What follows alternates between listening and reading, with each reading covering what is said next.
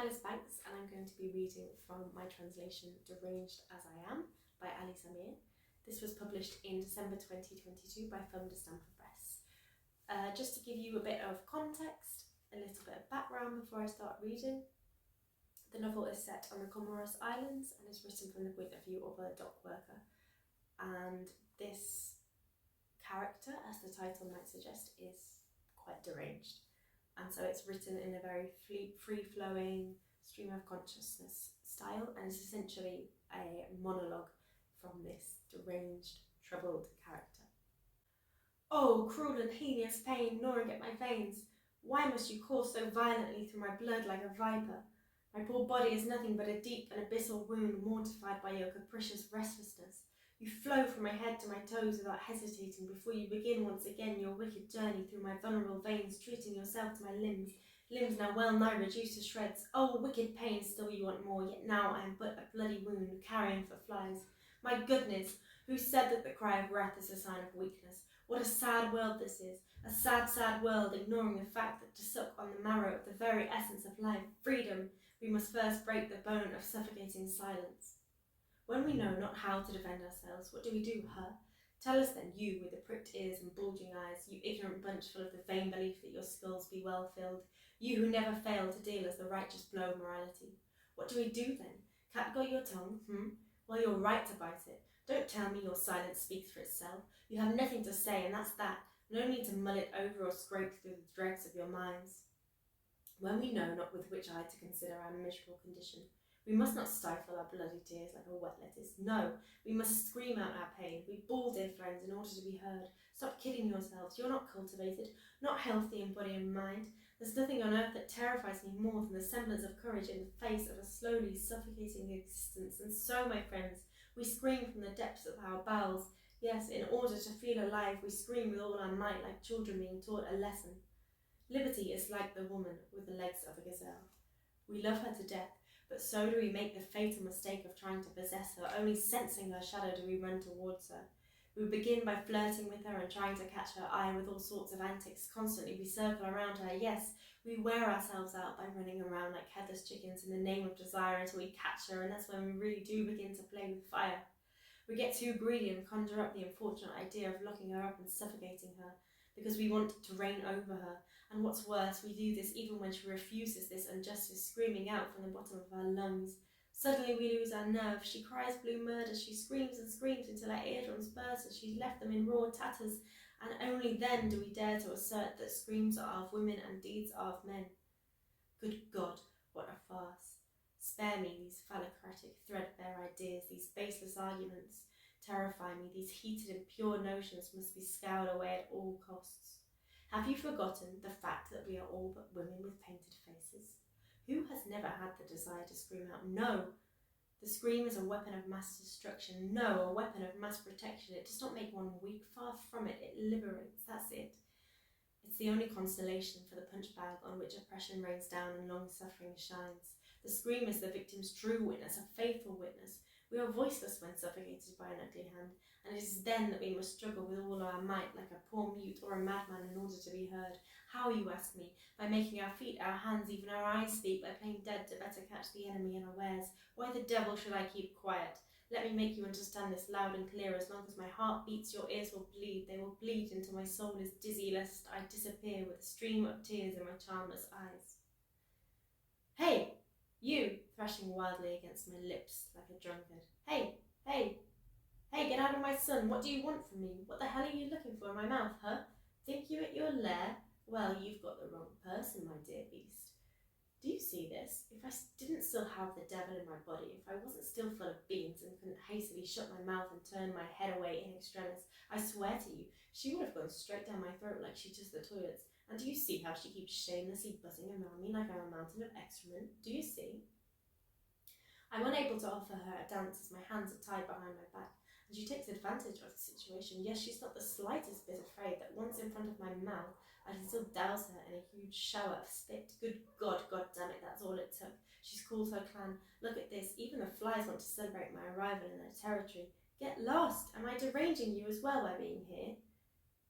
You see, that's all it took. Good God, even the flies take their chance on me, the bleeding, awful woman that I am. They hum I know not what at the top of their lungs, like the start of unfortunate sunrise serenade, a paean to mark a declaration of war, a funerary chant to celebrate my imminent death. Either way, they dance vertiginously around me, like a pack of tigresses, determined to accomplish the irreparable. Go to hell, I tell you. Why the devil does everyone conspire against me? Yes, dear friends, I scream like a miserable failure, a fool you might say, but I refuse to cry. Here no one will be able to hear me, I know that, no one. I swear to you that I will not let myself go, I will not let myself be slain, no. As I have always done, I will continue to put up a fight against all kinds of plague right up into my last breath. You know we should always do everything in our power to exterminate the parasites from this curious organism we call life, even when finding ourselves exterminated as the worst parasite on earth. Oh, I know what you think of me. You think I have bats in the belfry, isn't that it?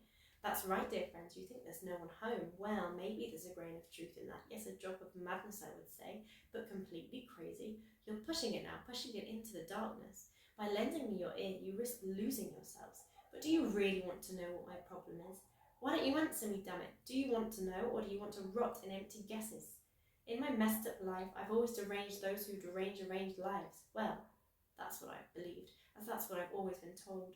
How can I make you understand the simple fact that there were people who couldn't bear to look at or listen to me simply because you can tell what day of the week it is by looking at the clothes on my back?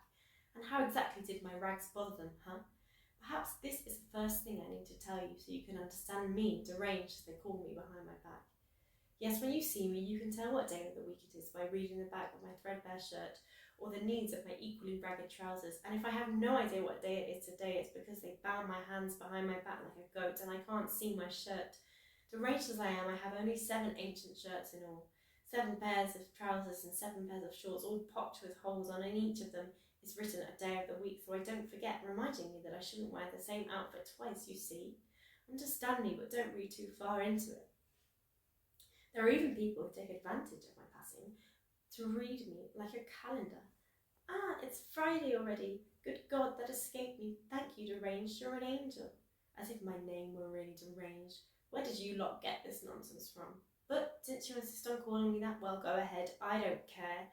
Other kind of folk would add in a flattering, though maybe sarcastic tone.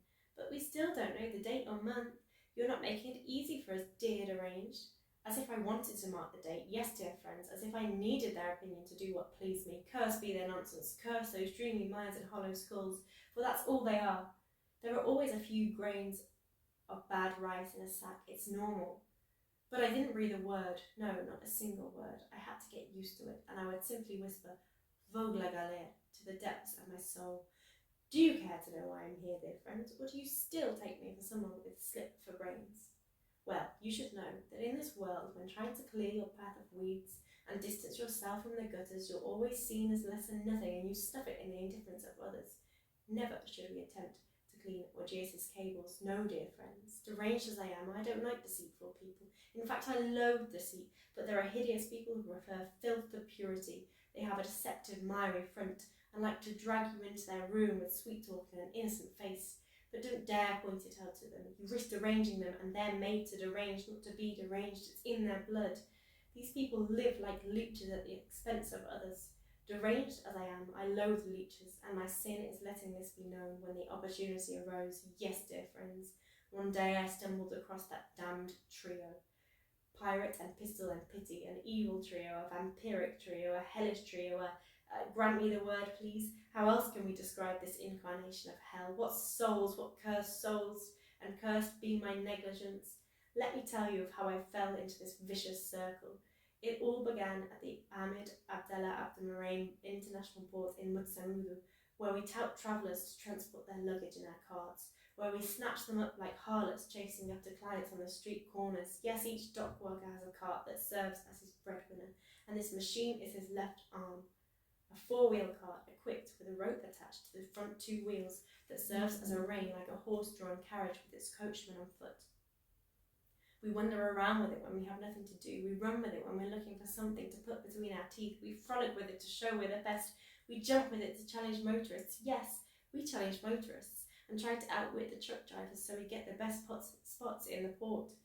Foolish, you might say, but we did it all the same, acting with an insane bravery that drove us to depravity without us even realising. We named our carts after athletes, and not just any old athletes, but real world athletics champions, Usain Bolt and Anjouan Merritt and Michael Johnson, and all of this to lure in the customers disembarking at the Mutsamudu port. Travellers from other islands and traders. On the front of my cart was the name of an athlete I'd heard being spoken of, though I didn't know how to spell his name, so deranged as I am, I wrote it as I'd heard it, one single word in a combination of upper and lowercase letters. Carlewis. It's the writing of a dock worker. An idiot, what do you expect? They would say, noticing the writing as I walked away from them. They laughed under their breath like evil children, and to reassure them, to make it clear that I didn't give a rat's arse, that they could in fact shamelessly laugh out loud if they wished, I would reply to no one in particular. Rather, it is the writing of a deranged man attempting to arrange the things of such normal people, and they would burst out laughing like clowns. But me, I continued on my way indifferently. No, I didn't bat an eyelid, but, dear friends, I'm losing my rag, my thread, and deranged as I am, I must tell you this tale. Now, where were we?